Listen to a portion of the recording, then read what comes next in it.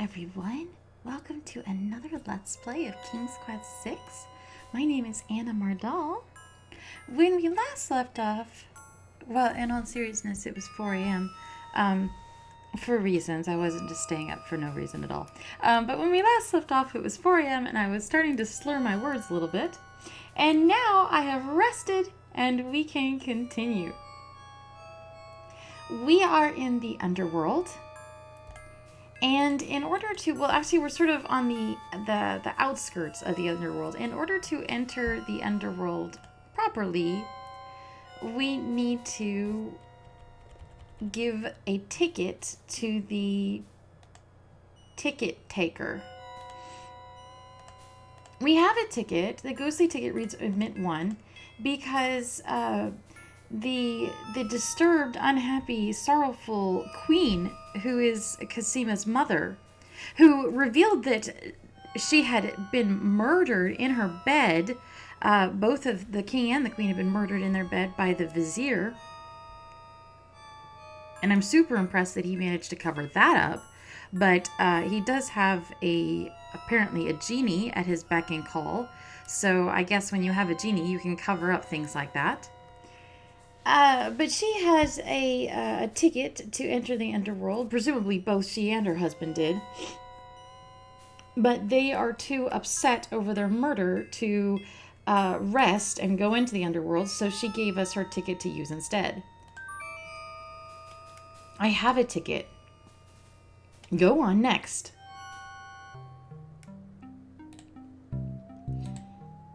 So this is a place.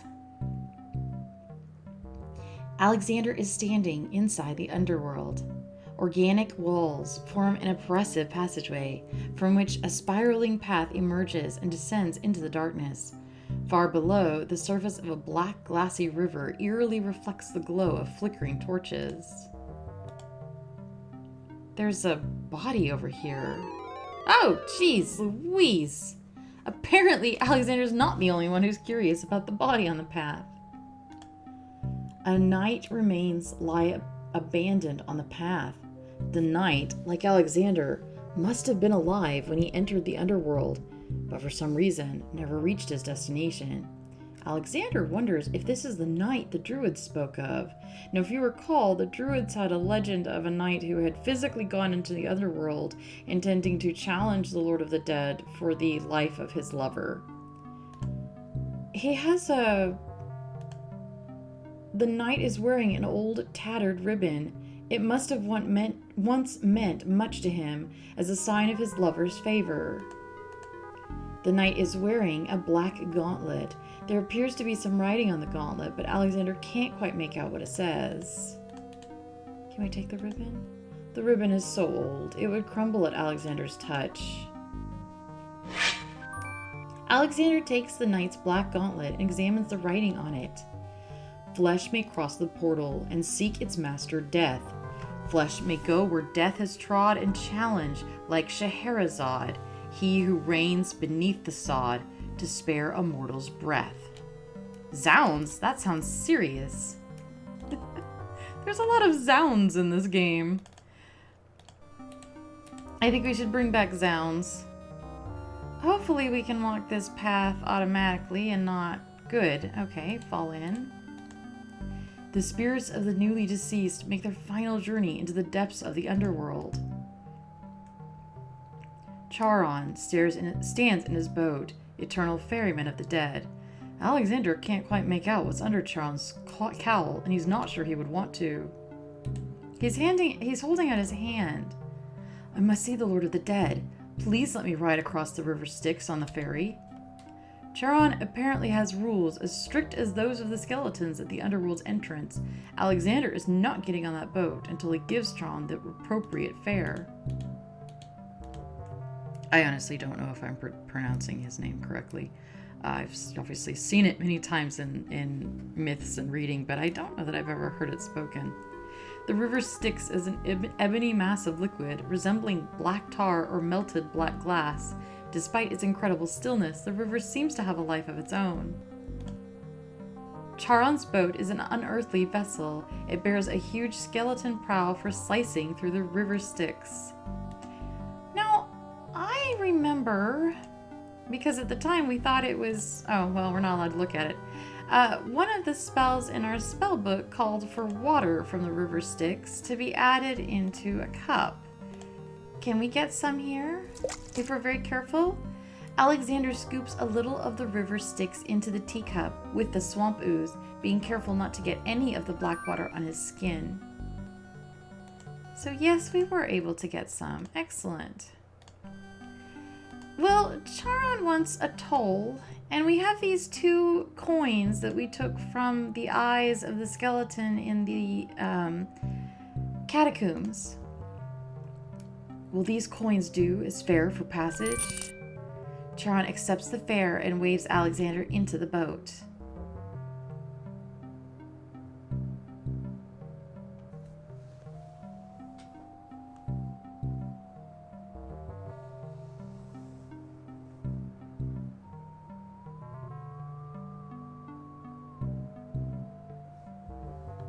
I guess this is where we get off. The Erie River Styx flows under and around the passage to the gate. Alexander is standing on a path in front of a large gate. The path is surrounded by the chilly River Styx. Charon, the ferryman, is gone. Alexander has a feeling that he's close to his destination, that it must in fact lie on the other side of the gate. The large wooden gate at the end of the path is closed.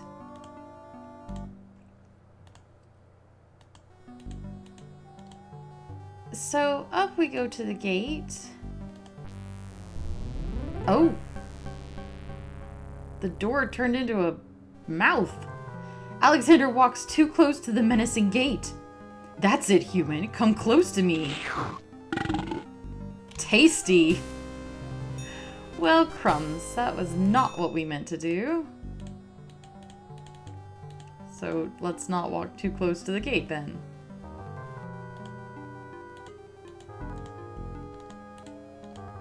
The wooden gate does not look particularly conversational.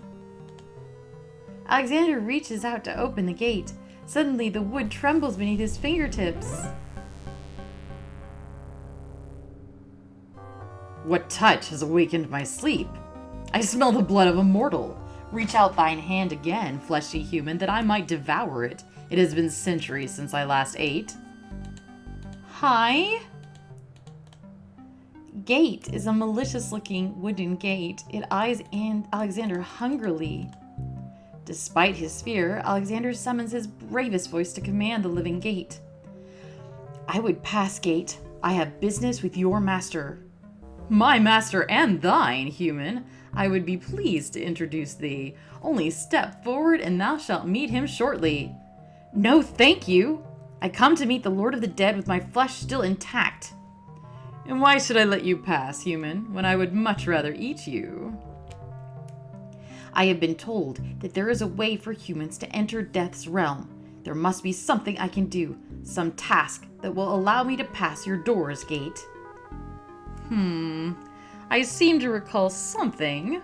A trick, perhaps. A test. Ah, yes. Should a human try to pass, a riddle is the gate's wont to ask. A riddle it is, then. And if thou wouldst fail to answer, gate, his thirsty jaws will be thy fate? Agreed. Listen, as though it meant thy life, then, human, for it surely does. My first is foremost legally, my second circles outwardly, my third leads all in victory, my fourth twice ends a nominee, my whole is this gate's only key. If you don't understand this riddle, and there are some rather clever riddles and puzzles in this game that are maybe a bit too clever for, at least for me as a child, you might remember that when we first visited the Isle of Wonder and the area with the book pile, there was a spider's web that had a scrap of paper in it, and the scrap of paper had a word, and you read it and the wind blew it away, and Alexander wondered what that word was what it was connected to. That word was the answer to this riddle, and that word was love. My first is foremost legally is a reference to the letter L being the first letter in legally. My second, circles outwardly. Well, the only letter that's a circle and outwardly is the O. My third leads all in victory, a V. My fourth twice ends a nominee. So there's two E's at the end of nominee. So L-O-V-E. My whole is this gate's only key. And so we can type in L-O-V-E. The answer is love. Ugh! Thou traitor of the mortal plane, how didst thou guess love? That riddle should never have been solved. Love is unknown in this realm. Love cannot be banished even from this place. There are spirits still pining of it on the surface above. Still less can it be banished from my heart. Enough. Burden me not with thine poetry. Pass through and quickly before I change my mind. Can we save here? So this is a place. It's a solemn place. The spirits of the newly dead end their journey here. They have an audience with the Lord of the Dead and are then immersed in the sea of souls. What purpose the audience serves, Alexander does not know. The servants of the Lord of the Dead stand silently at the head of the path to his throne. The Lord of the Dead's throne is surrounded by this sea of souls. The living sea swirls with the spirits of those who once walked the mortal realm. What awaits them? Alexander cannot know. In the center of the great cavern, the Lord of the Dead reigns over the hosts of the dead. He waves spirits into the sea of souls in an endless stream. What things the spirits tell him are best unheard by mortal ears. So you have spirits swooping in to talk with him, and then they go into the sea, and we don't really know what happens to them after that. It's very metaphysical. The druid said that he was here as a punishment. He had been human once, and that he is chained in place. He's part of his chair. So this isn't fun for him either, probably. Alexander approaches the throne of the Lord of the Dead. Why have you entered my domain, still wearing your flesh? If you were so anxious for death, you might have found it easily enough in the land of the living. But since you're here, you are most welcome to stay. Kiss my hand, and you will be one with the spirits. There will be no pain. The Lord of the Dead is a huge, grotesque figure. He and his throne are one, grown together over the centuries till he can no longer move. Chains further bind him, pinning him to the endless, weighty task. If he was once human, as the Druids claimed, Alexander can see no sign of it in his merciless, fathomless eyes. I find him incredibly creepy in the best possible way in terms of the concept. He's been chained to this chair. He has a shackle around his neck. His legs are atrophied to bare bones with maybe some shreds of tissue or muscle left, but nothing usable. This is the worst possible punishment anyone could ever undergo. He's not living it up as king of the underworld. This is torture of the worst possible kind. Can we kiss his hand? I've never tried. There's nothing there that can help Alexander now. As though sensing Alexander's desire to touch him, the Lord of the Dead reaches out his hand. As the Lord of the Dead's hand touches his shoulder, Alexander's mind fades to blackness. Death waits for no man. Wow, okay, so you really can die there. I seek a boon, my lord. Why should death grant you anything, mortal? Well, we have this gauntlet that has the words of the challenge on it. I did not come here to die, but to demand my right of challenge. I respectfully challenge thee, death, by throwing down this gauntlet. Man may pass the portal and seek its master, death. Man may pass where death has trod and challenge like Scheherazade, he who reigns beneath the sod to spare a mortal's breath. He has the gauntlet. Impossible. He challenges death. Who are you to challenge death? A man of flesh is all I need to be, my lord. And what is it that you seek with this challenge? The soul of some dead maiden? I seek the souls of King Caliphim and Queen Alaria of the land of the Green Isles.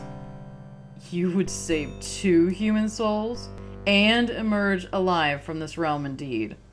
That shall be a difficult challenge indeed. I read that wrong. Let's try it again. You would save 2 human souls and emerge alive from this realm yourself? That shall be a difficult challenge indeed. The tomb does not open its doors lightly. Either all 3 of us leave, or none go. Very well. Then let me think of an appropriate task.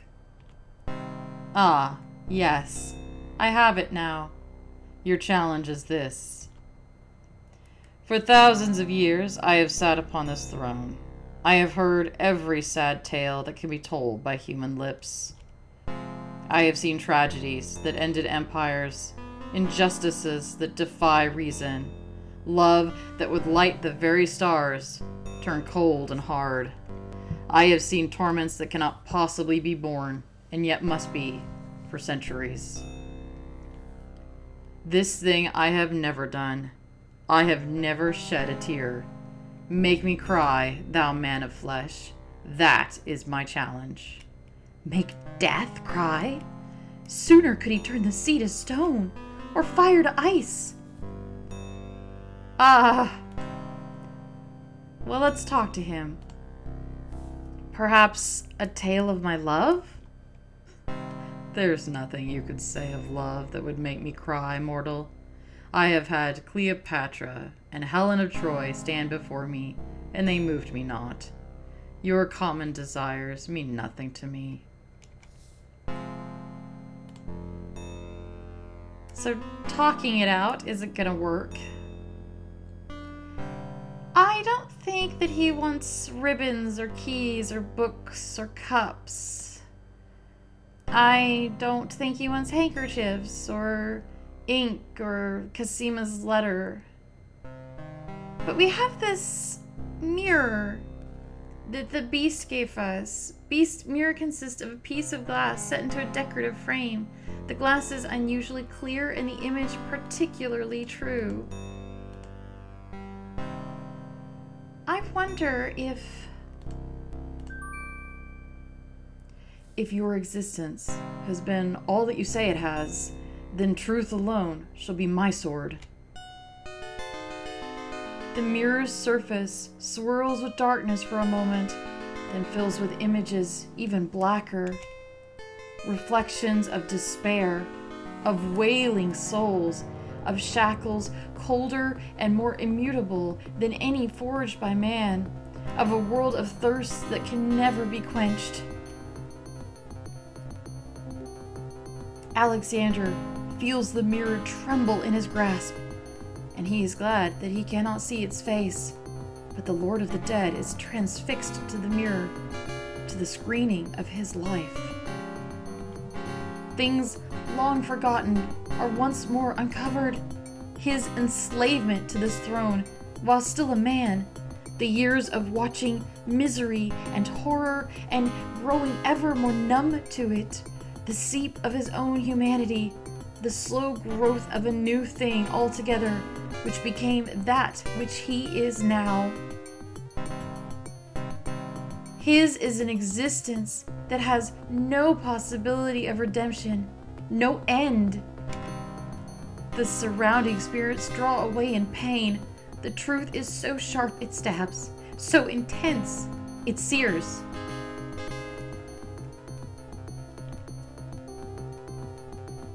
Take it away!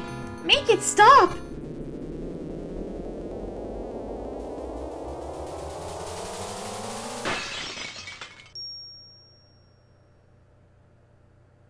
The mirror of truth cracks from the strain, and death sheds a single gray tear. Truth is indeed a terrible thing. I have worn this mantle for so long, I had forgotten its dreadful weight. You shall take the souls and leave, as I agreed. You have been granted a stay from this inevitable reality. I almost envy you.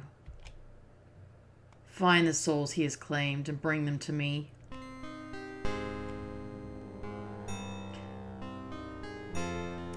King Calipham and Queen Ilaria, I presume.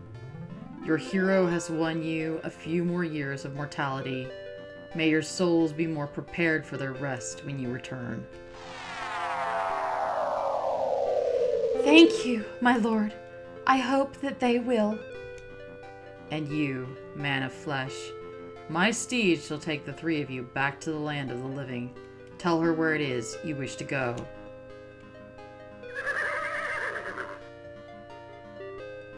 Until we meet again then, and I assure you, we will meet again. No offense, my lord, but I hope that it will be many long years from now. It is never as long as you might wish, mortal.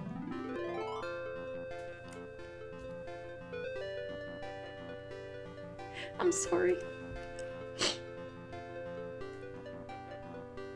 I really do hate that we can't save him somehow. I'm like Belle being sad for the beast, but I'm sad for the Lord of the Dead. It's just such a lonely existence. Now be gone.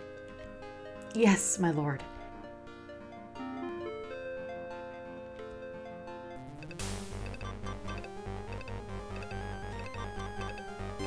So now we can fly back to the castle and... Well, we stopped on the beach. Are you coming, your majesty? Ahasuerus' treachery must be handled carefully, Alexander. Ilaria and I must go gather our allies and form a plan. In the meantime, watch over Cosima. Make sure she comes to no harm. We will return as soon as we can to take back all that has been stolen from us. I will keep her safe until your return. Thank you, son. Your love for our daughter must be deep indeed, for you to have undertaken death itself for our sakes. Indeed. May we succeed in what awaits us and live long together as a family. I hope Cosima really does love him because...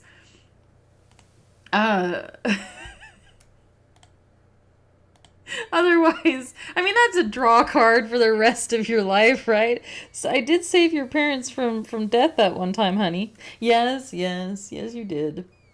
But she does love him. We have seen that. So it looks like the king and queen are possibly not going to be much help. They have to gather their allies. And that's fair. I can kind of believe that. I mean, realistically, the vizier has a sharp sword and a genie, and that's not nothing. So, it would be foolhardy to just rush in and hope for the best. I don't think we need our tinderbox anymore. Oh, there's the old man. A mysterious old man also patronizes the pawn shop. He steals sidelong glances at Alexander from under his hood. Haven't I seen you somewhere before, sir? No. But I'm quite sure. Perhaps on some cliffs? No! Isle of the Beast? No! Dockside? No! Leave me alone! Not very friendly, is he?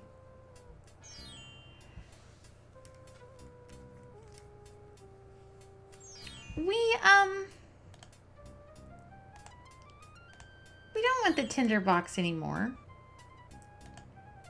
So we're going to take the paintbrush, the one thing we haven't used. Very good, Prince Alex. The painter's brush it is. May your painting go well, and feel free to bring the brush back at any time. We have an item in our inventory that says drink me. And if we had ever tried to drink it as an experiment, we would have found that it has an interesting side effect that we're going to experiment with now. Alexander suddenly gets a very sneaky idea. I can't go on anymore. Without Cosima, I'd just rather not live. Prince Alex, no. It is true. The Vizier has beaten me. I give up. Poison is my last resort. I beg you, stop.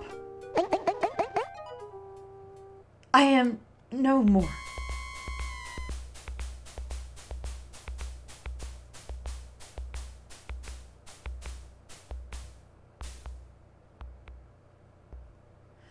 Oh, what a waste!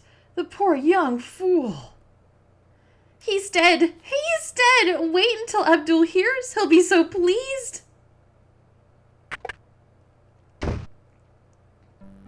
Seconds later, in the castle. I told you not to pop in like that! You can learn to knock like everybody else! Sorry, Master, I couldn't help myself. I have great news! Well, what is it?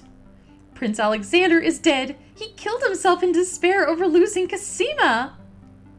What? Are you positive? That young man has proven to be most devious. I saw the whole thing myself, Master. He was really and truly quite dead. If what you say is true, it shall be most convenient.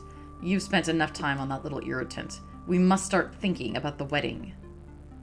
Anything, Master. Oh, I do love weddings. Well, we do want you to look your prettiest, don't we? Now, Shamir Shamazel, to the lamp with you. Prepare yourself, as we discussed. I wonder...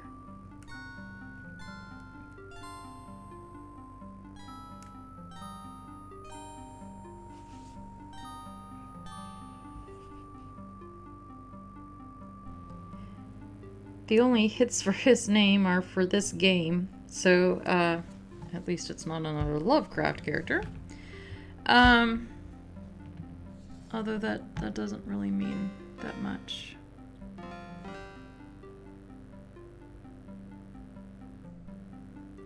So, that in terms of whether that's a real name or anything. He disappeared into a blue lamp.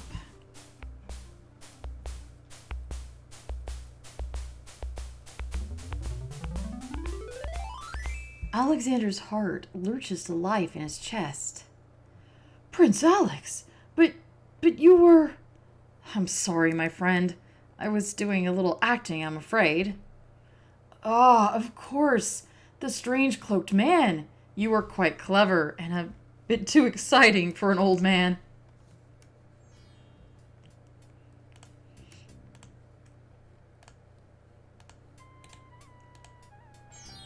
That scene gave us some knowledge that Alexander wouldn't have, but we have. We have this lamp. Excuse me, peddler, but I have an old lamp that might interest you. Ah, an old lamp, and what a nice traditional design, too. Take your pick of my new lamps. He has several lamps, but this blue one is very similar to the genie's bottle that we saw. Fine choice, my son. Here is your new lamp. Good day, and I thank you, sir. Good day.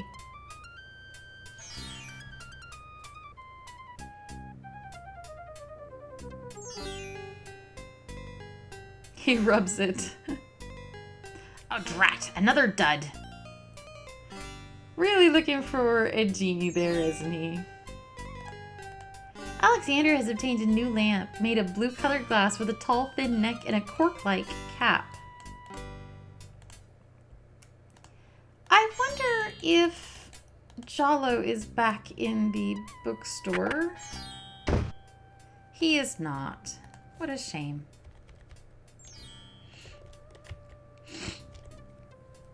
So,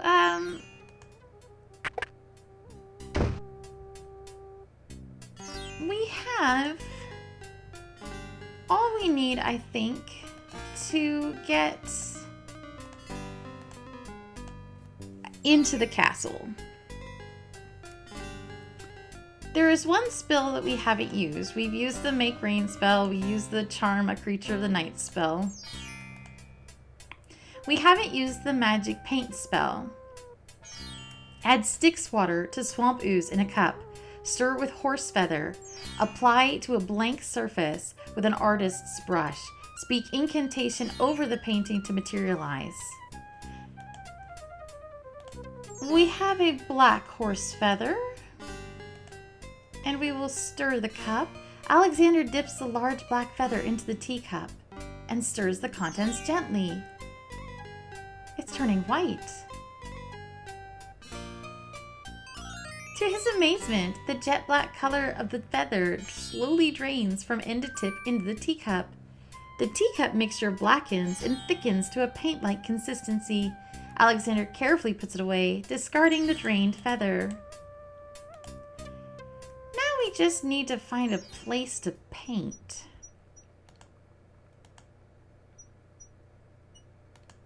And I have some thoughts about that.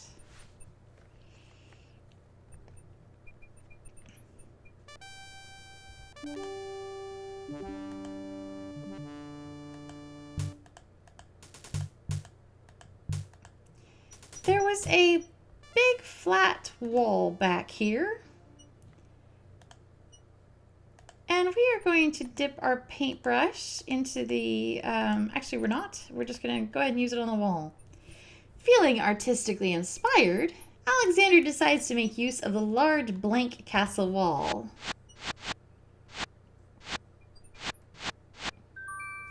A doorway! Just what Alexander was thinking this wall needed.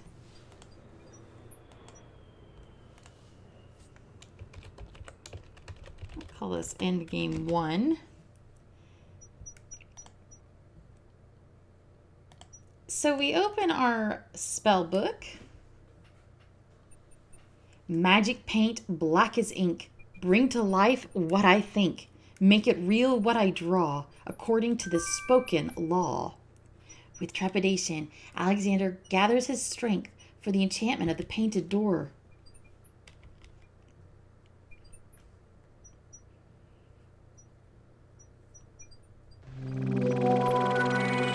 The spell worked! The door has magically solidified. Eager to be inside the castle at last, Alexander opens the enchanted door and steps inside. The magic paint door fades back into the wall. So much for an easy exit.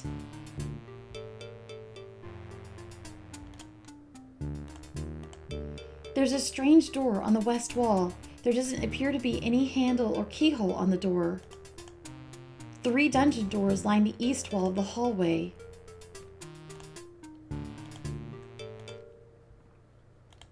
We need to be careful here because there are guard dogs patrolling the hallways. Alexander opens the dungeon door and slips inside. Okay, there's nothing here that we need, I don't think.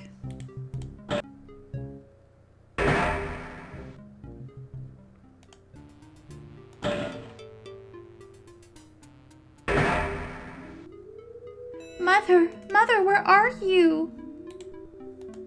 A spirit weeps inconsolably on the cot. The spirit appears to be the ghost of a little boy. What's the matter, little boy? I'm lost. I can't find my mother. I don't know why she would leave me here. I've been alone ever so long. Is there anything I can do? The ghost continues to weep, ignoring Alexander. Now, if we had spoken to the ghost woman at the underworld entrance, which is really easy to miss, we would have gotten her handkerchief and the story that she's looking for her son. You must be the son of the spirit I met in the realm of the dead. She gave me this handkerchief and asked me to tell you that she's waiting for you there.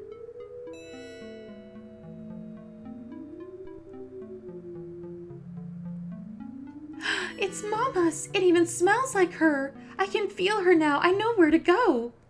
Wait, before you go, is there anything you can tell me about the castle?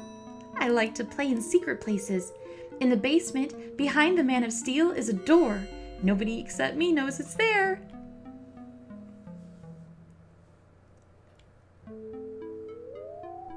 Farewell. Okay.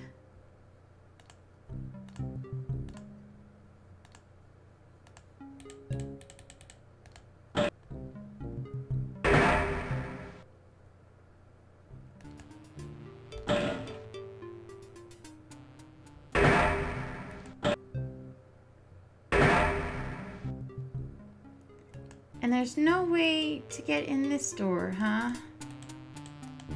Okay. So we'll go over here. There's a door there. The castle basement is cool after the heat of the day. On the east wall is a door, and on the west wall, a staircase leads upward. This is the east basement hallway. Alexander decides to find out what's on the other side of this door.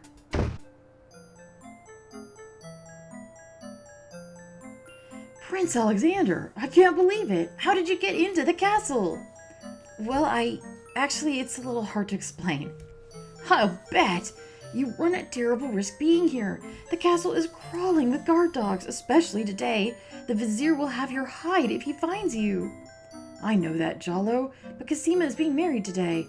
What greater risk is there than that? Of course, you're right. Young love, I forget what heartburn it is. But what do you propose to do about it? I've got to try to see her. Maybe even stop the wedding. Is that all? And here I thought you would try something dangerous. Don't worry about me, friend. Just tell me, where is Cosima? As far as I know, she's still in her bedroom upstairs. You'd never make it up there, though. The guard dogs are everywhere, and they're very loyal to the crown. Unfortunately, right now, the crown means a Hazarad. If we had proof of something truly foul, the guard dogs might listen. As it is, they're your enemies, not his. I understand. I've had no lack of enemies since I got here. In fact, you'd almost think I wasn't welcome. There's probably a good reason why so many wish to harm you. I believe the vizier's genie has learned of your presence on the islands. Tell me about this genie. Ahasuerus brought the genie with him when he came to the kingdom. It is seldom that the genie will take human life himself. Usually he is more of a trickster and a spy, but that doesn't mean he isn't dangerous. In fact, he's quite powerful. If, for example, we could get the genie's lamp, then you could master the genie. Ahasuerus and all our other problems would be solved. Is that merely wishful thinking, or do you have something in mind? Well, I admit, I have often daydreamed about owning that lamp. My fingers are nimble enough, and I could probably find the chance to steal it. Unfortunately, the theft would be detected immediately, and I happen to prefer my neck attached to my body. If the theft were detected. Exactly. So I have thought. If I had a replica of the genie's lamp, an exact replica, I just might be able to... But where would we get a replica of the genie's lamp?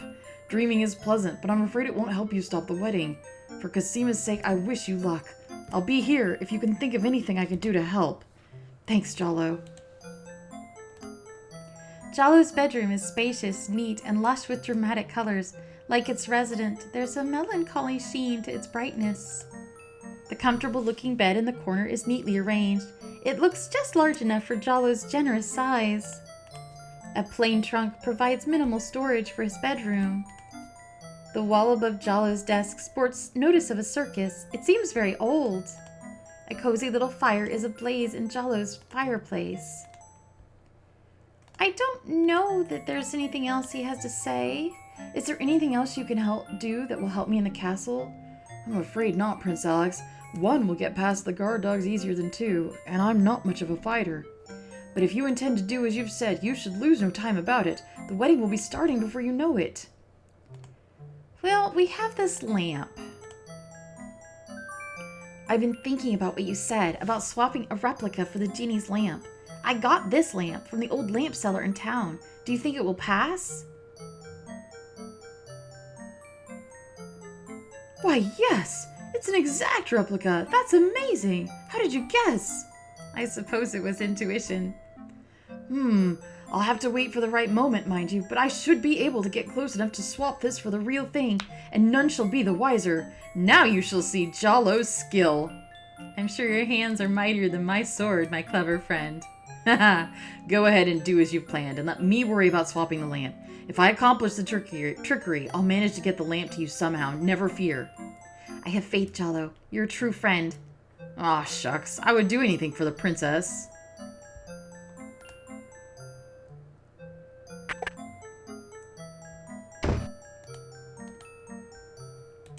I don't think there's anything on his desk. Alexander respects Jalo's privacy and leaves his desk alone. The little ghost boy told us that there was a secret passage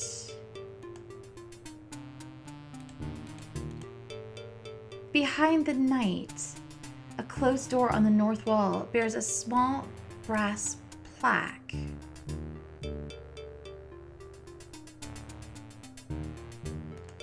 The plaque reads, "Guard room." Uh-oh!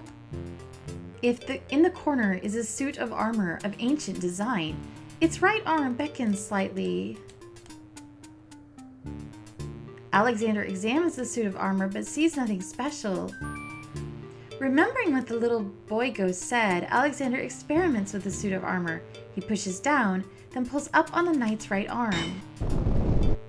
A secret passage.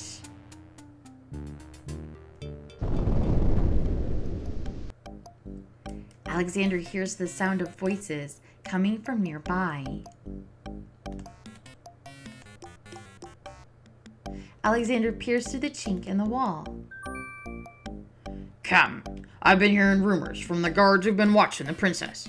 They say lately she's been pounding on her door and begging to be let out. Ain't none of my business, sir, but news like that is upsetting the other dogs.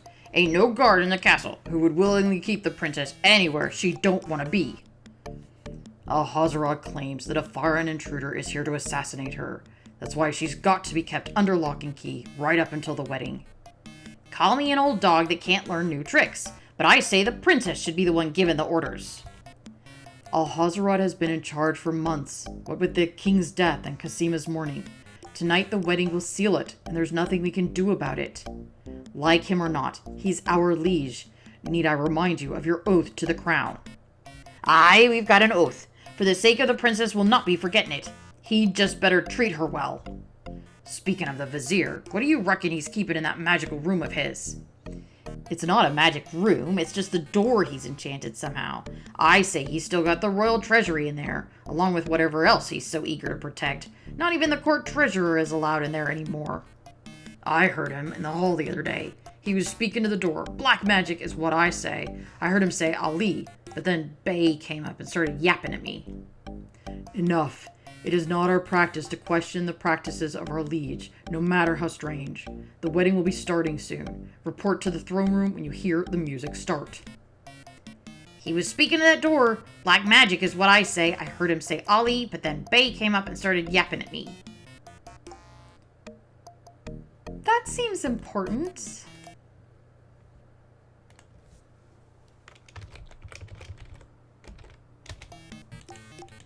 There are some stairs here. We're in the old walls are dirty and show the neglect of a forgotten place. This must have been a back passage that was sealed up. Phew, that was a climb. Alexander hears the faint sound of a woman crying nearby. We're not gonna look through that just yet.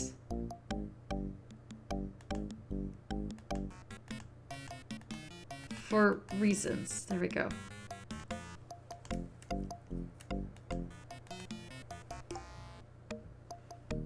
Alexander hears the sound of scratching coming from the other side of the wall.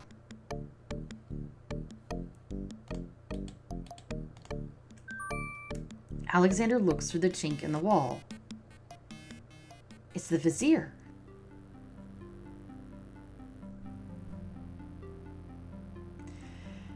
Dear Shadrach, salutations from the Society of the Black Cloak, etc., etc. My long preparations are about to come to fruition. In a matter of minutes, I will wed the lovely Cassima. Once I've established my power and my crown, I can stage another accident.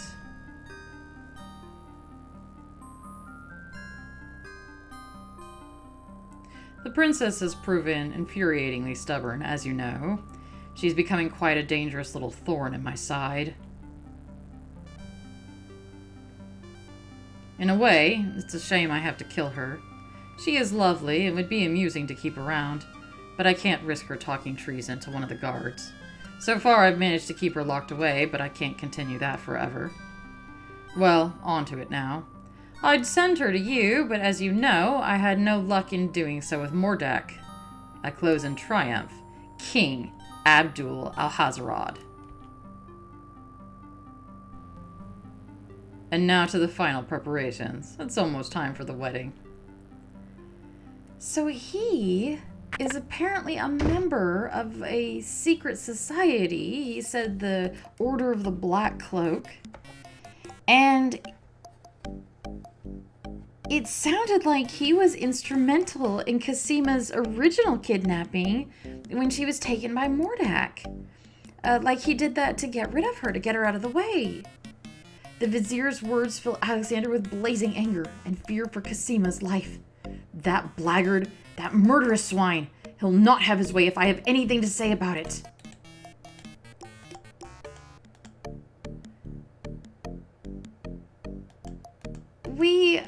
Well, actually, no. Wrong way.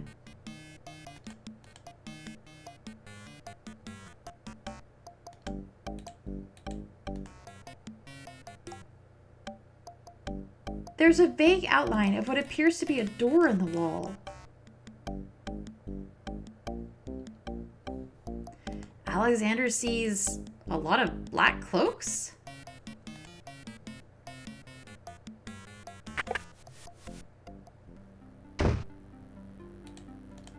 Alexander is standing in a masculine bedroom.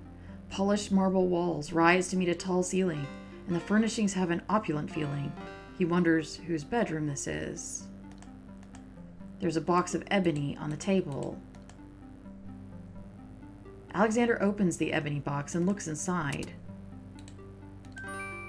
Inside the ebony box is a piece of paper with the word Zebu printed on it.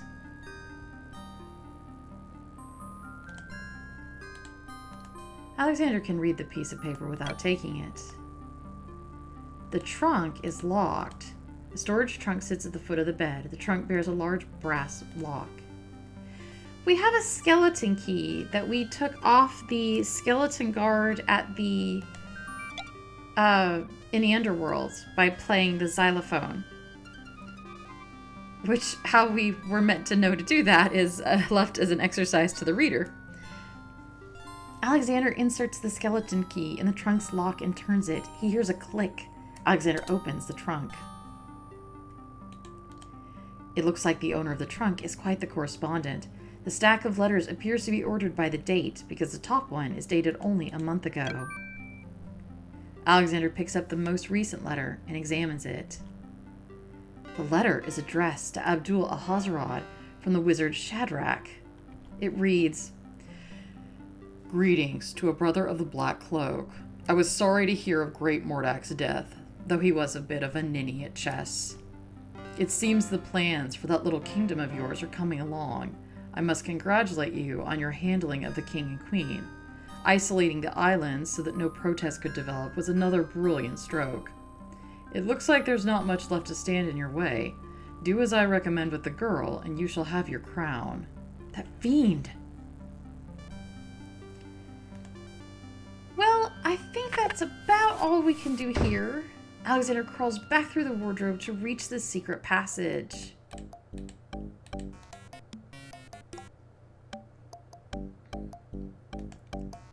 Let's go back to the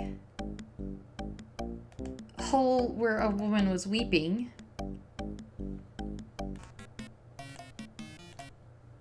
And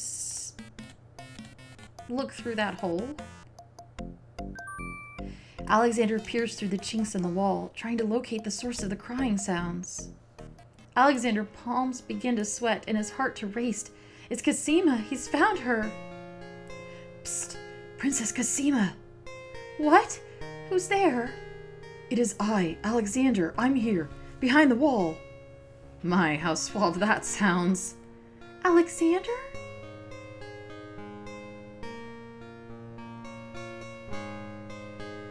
It really is you.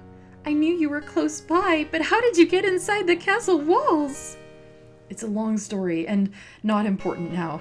You did get my ring? Yes, it has brought me such comfort, Alexander, to know you were close by and had not forgotten. But you shouldn't be here. You're only endangering yourself. I'm afraid I'm not the only one in danger. Princess, be brave. I have heard such vileness today, such evil. What is it? Ahasuerus, he is not what he appears. I've known that for years, Alexander, but with mother and father gone, I'm afraid there's no stopping him. But tell me of what evil you speak. I've been so afraid for my kingdom, not knowing what he plans. The kingdom is in trouble, but the real threat at the moment is to your safety, Princess. Ahasuerus has such plans. You don't want to wed Ahasuerus, do you? Of course not. How can you ask that? If you do not wish to marry him, Cosima, you shall not. I promise you. But we must get you out of here now. You are not safe. But Abdul would tear the castle apart if I were to disappear from my room. You shall have to do what you can to delay his plans from your end. I can't just leave you here. Alexander, do not despair for me. I have been safe in this room for nearly 6 months now. Abdul can be in no hurry, whatever he plans. After all, I'm to be his bride, am I not? I have been planning to, you see. I believe I can escape. If I can only get a chance to lay my hands on a weapon, there might be an opportunity in the hustle of the wedding. But Shh, just a moment more, and then you must go. Let us not waste this time with words. Please let me just look at you, dear Alexander. There's a couple things to do here. I only knew of the one, but we can give her the letter, apparently. I found this letter in the vizier's bedroom. I think you should know what it says.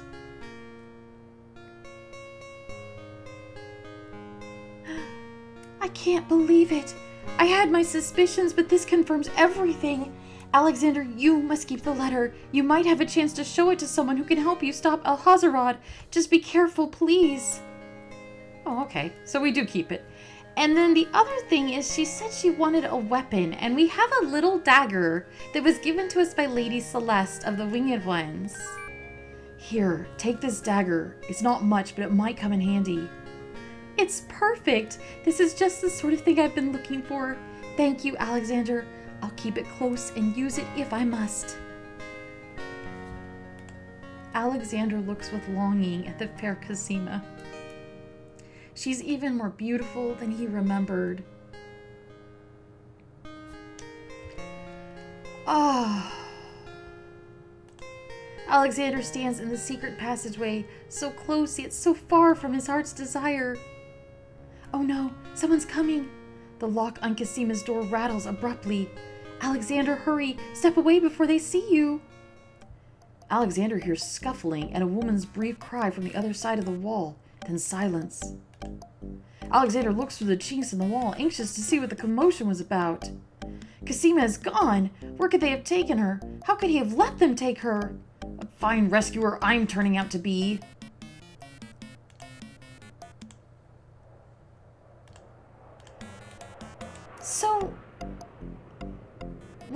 save Cosima. But we also have found out something interesting.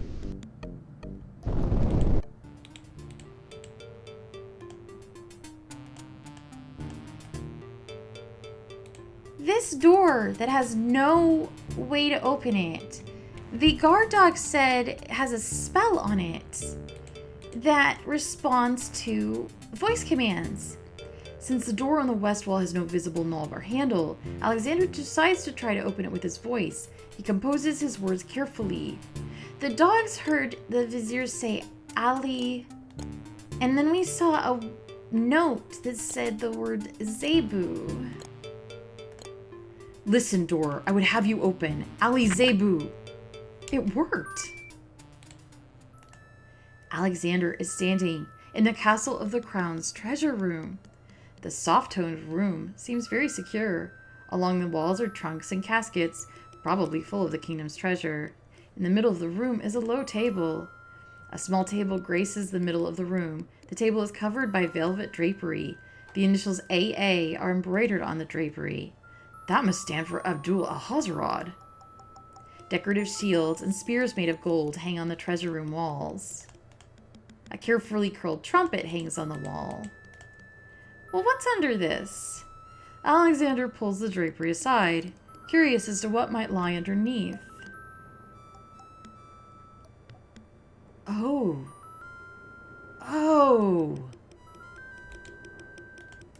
On the table is a coat of arms with the head of a beast on the crest. Beast said that his coat of arms was stolen by the Druids. This must be it. On the table is a miniature oak tree. It looks very old. This must be the sacred miniature oak that the Druids thought the Winged Ones took. On the table is a strange-looking stone that's giving off an odd, high-pitched noise.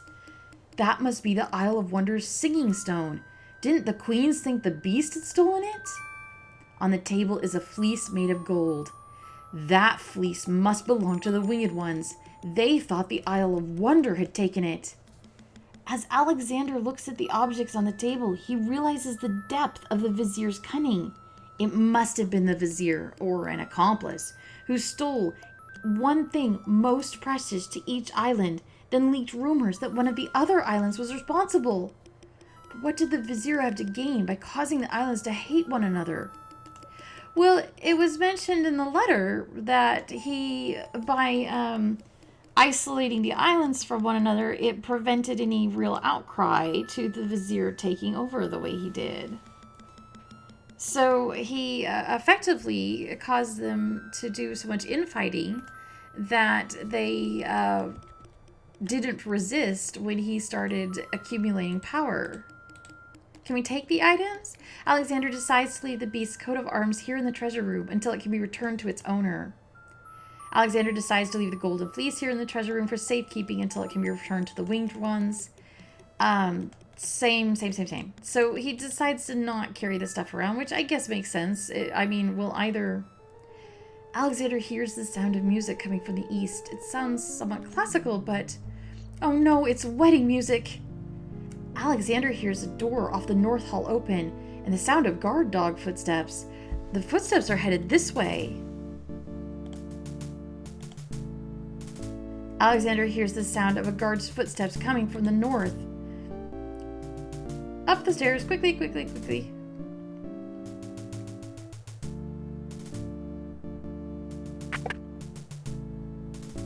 Alexander looks cautiously around the grand hall, but there are no guard dogs to be seen.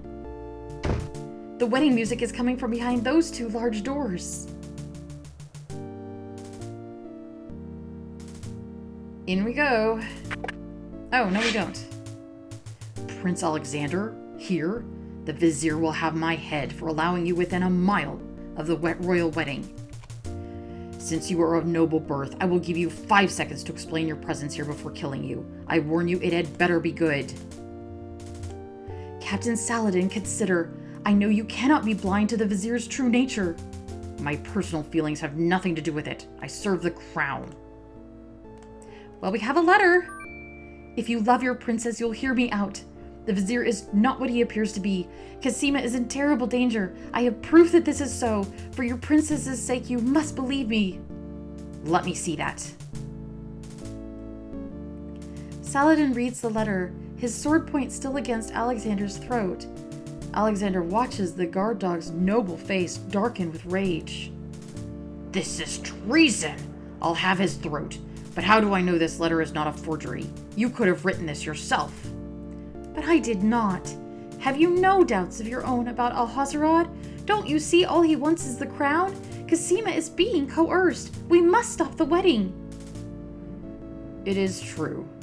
I have had my suspicions about the vizier, especially when King Caliphim and Queen Ilaria died. But I have seen Cosima with him several times. She appears to be quite happy, even enthusiastic. I don't believe she could love him if he were truly so wicked. I cannot believe for a moment that she loves that snake. A jilted lover would not believe it. But come, see for yourself.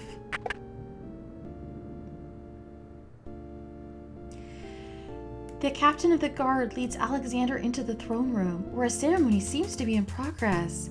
Alexander feels his blood run cold at the sight. I, Cosima, declare Abdul Alhazarad as my lawful and beloved husband and king of this realm. But Cosima, what are you saying? Do you still claim that the princess is being forced? Perhaps it's you that's the danger, as the vizier has said. Alexander can't believe his eyes as he looks at Cosima. Could she possibly mean to wed Alhazarad? Cosima, stop!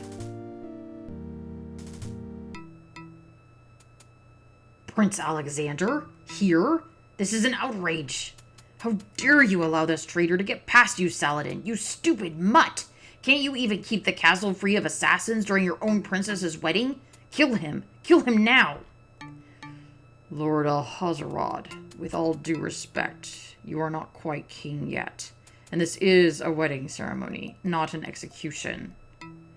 What? How dare you contradict me, you flea-bitten mongrel! I gave you a direct order. Obey me or feel my wrath. Milady, I apologize for my behavior, but I'm yours to command in all things. I wanted merely to hear your own wishes from your own lips. Tell me what it is you wish me to do with this young man, and I will obey. Why, Captain, you heard my dear Abdul. If he wishes this atrocious young man's death, then I want nothing more than to see him get his wish. Obey thy liege now and always. As you wish, princess. Just as Saladin prepares to run Alexander through with his sword, a shout is heard from the direction of the grand hall. Hold, in the name of the true king. King Caliphim and Queen Ilaria burst into the throne room, looking alive and well and full of wrath. Behind them, a line of supporters looks prepared to battle, if necessary, for their beloved royal couple. Cosima, darling, are you all right? Has he hurt you? Get your hands off her, you murderous goat.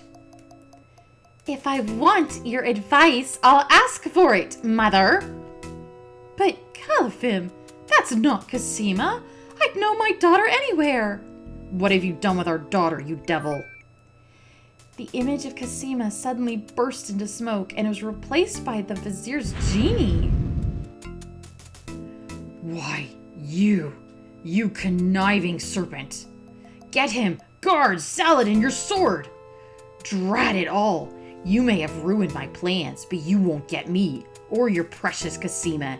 Get them, Shamir. I command you.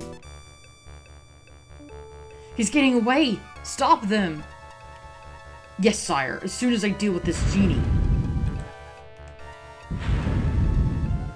Shamir, the vizier's genie, begins to throw balls of dazzling light at the guard dogs. We have this mint leaf. Alexander doesn't have time to deal with the genie now. Alhazarad has left the throne room and may be on his way to kill the real Cosima. Okay, never mind then. I guess we can't help them. Hopefully those aren't lethal balls of light. Sorry, Saladin.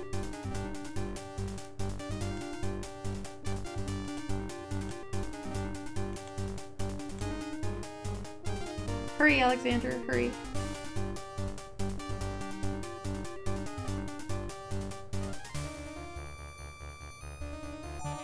Alexander, be careful. Alhazred has a sword. Shut up, wench. Shamir Shamazel, get in here. Here I am, master. It's about time, you bumbling fool. How could you let him follow me? Well, there were guard dogs, master, and then... Never mind. Just kill him. Kill him now. As you wish, master. Razzle dazzle, snap and snazzle. Prince Alexander, I did it. I swapped the lamps. Here, quick, take it. Bless you, Jollo. I knew you could do it. Now get clear, friend. No argument there, my lord. Good luck.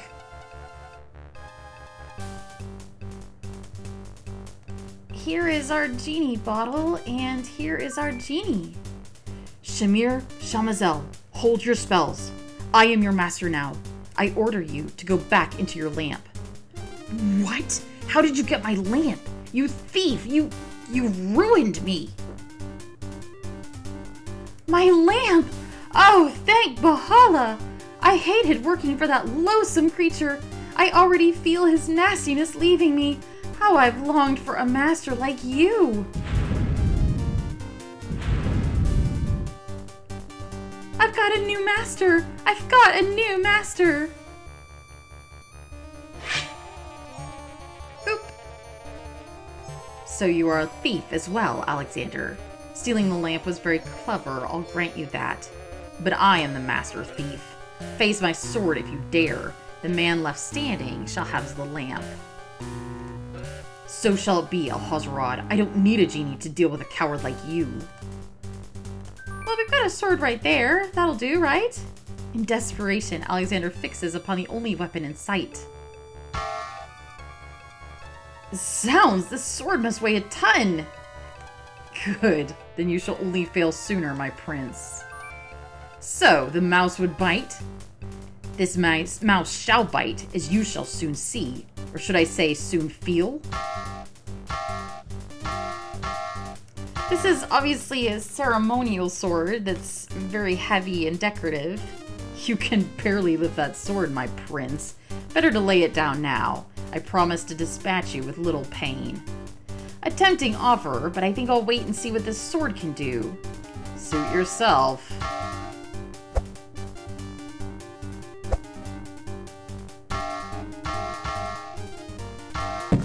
Ow! He hit us.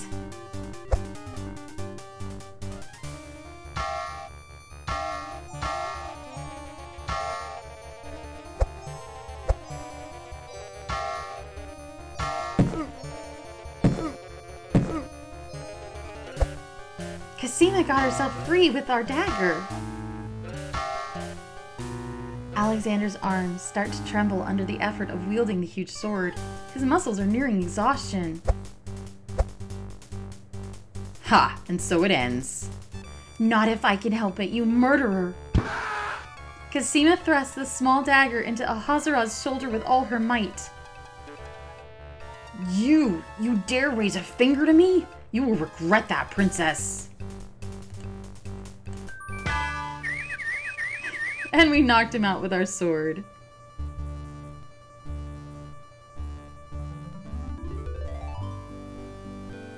Casima, are you all right? I'm fine, Alexander. I was just so afraid for you. There's no need to fear any more, princess. Yes, I know. How can I ever repay you? For myself, for my kingdom? It was not in me to let harm come to you. Can you not find it in you, princess, to give me more than your gratitude? Alexander, what are you saying? I love you, Casima. Would you ever consider... Do you think you could marry me? Could you ever have doubted it, my prince?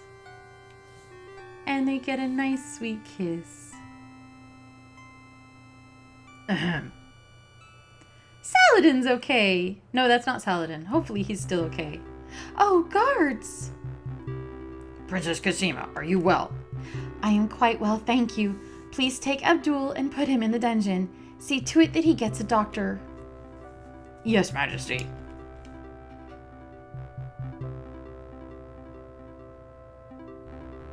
Don't let him pick up the genie on the floor on the way down. That part's important.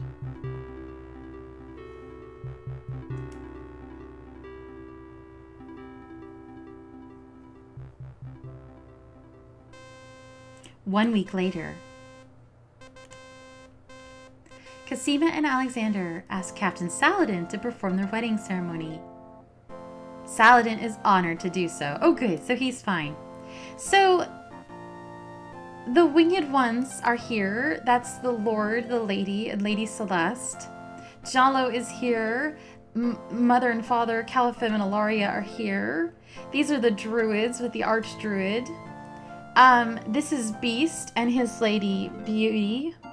And here are the queens from the Isle of Wonder. And there is our family, Graham, Valanice, and Rosella. The genie must have brought them here. On this historical day of great joy in the land of the Green Isles, we witness the union of Cosima, beloved princess of this realm, and Alexander, Prince of Daventry. Do you, Prince Alexander of Daventry, take Princess Cosima to be your wife, to love and cherish for as long as you both shall live? I do. And do you, Princess Cosima of the land of the Green Isles, take Prince Alexander to be your husband, to love and cherish for as long as you both shall live? I do. Do you have a ring? I have Alexander's royal insignia ring. Very good.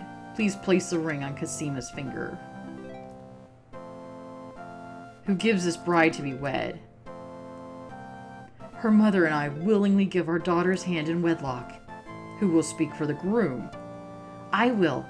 Alexander's mother and I recognize his marriage to Princess Cosima with glad hearts and sanction this union. Then Alexander and Cosima, I pronounce you man and wife. You may kiss the bride. Hooray! Hooray!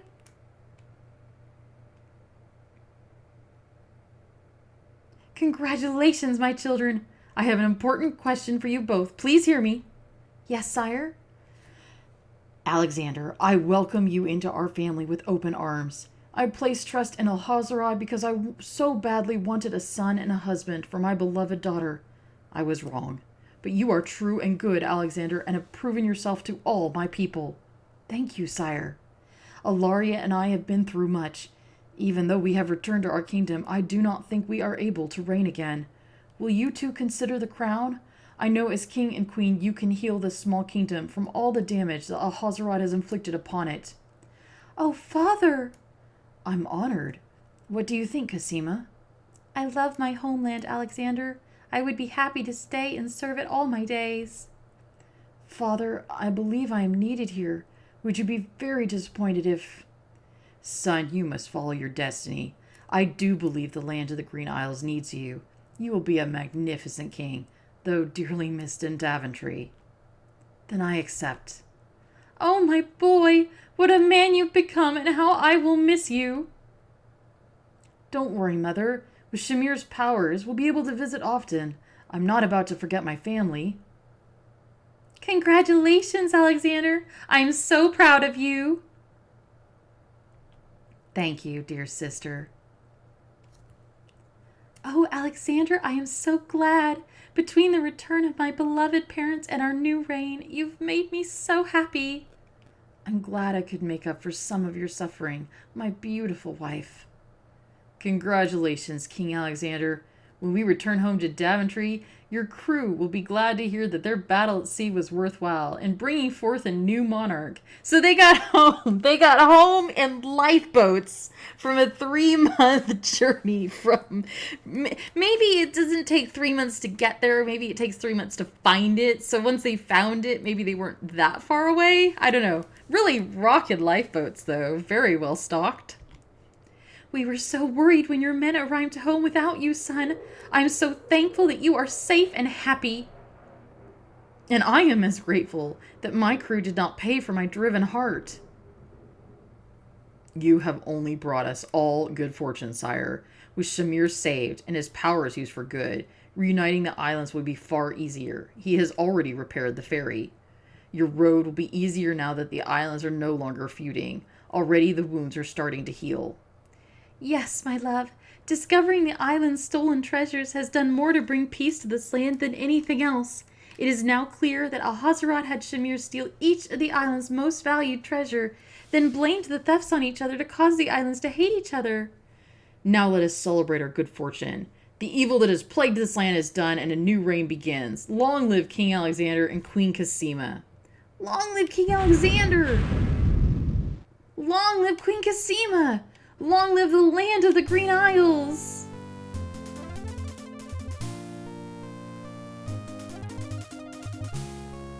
Everyone is so happy.